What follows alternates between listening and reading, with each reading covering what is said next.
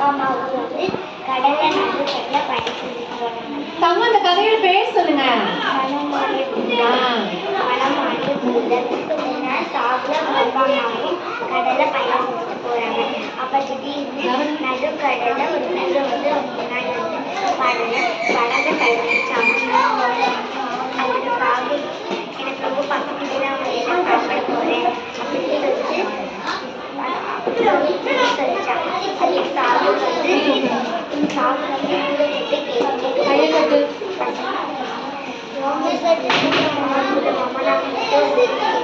மூணு கேள்வி கேட்குது. என்ன கேள்வி கேட்க போதுன்னு பாருங்க. முதல் கேள்வி ஏன் மேல போகுது அப்படின்னு கேட்கறாங்க. அது சொல்லிட்டு ஏன்னா வந்து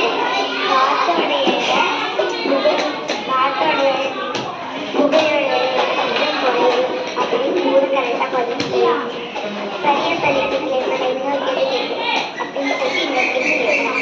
நம்ம காந்தத்தில் அந்த காந்தத்தை மண்ணில் வச்சா ஏன் மண் வந்து அந்த காந்தத்தில் உழுது அப்படின்னு கேட்டேன். அதுக்கு ரொம்ப ஈஸியாக அப்படின்னு சொல்லி அந்த புரியுது. ஏன்னா மண்ணிலே இருந்து அதனால உழுது. அப்புறம் வந்து இன்னொரு கேள்வி கேட்குறான். மூணாவது கேள்வி பாருங்க, எவ்வளவு அழகா சொல்றா. லிசன் பண்ணு. பாலூட்டிகளும் முட்டையிடும் விலங்குகளும் உங்களால் பால்களுடன் கூற முடியுமா அப்படின்னு கேட்கிறான். அதுக்கு எனக்கு பதில் தெரியவில்லையே. தெரியல. பூதத்துக்கு பதில் தெரியல. பூதம் வந்து சாப்பிட்டு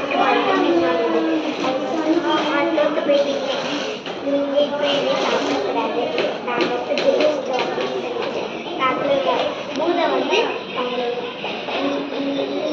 நீ என்னை மாமா என்று சொல்லியே வென்றாய்.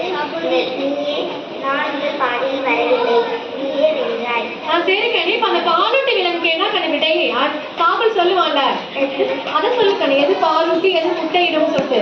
பாலூட்டி அந்த காது மடல் வெளிப்படையா தெரிஞ்சா பாலூட்டி விலங்குகள். முட்டையிடும் விலங்குகள் வந்து அந்த காது மடல் வந்து தெரியாது, வெளிப்படையா தெரியாது.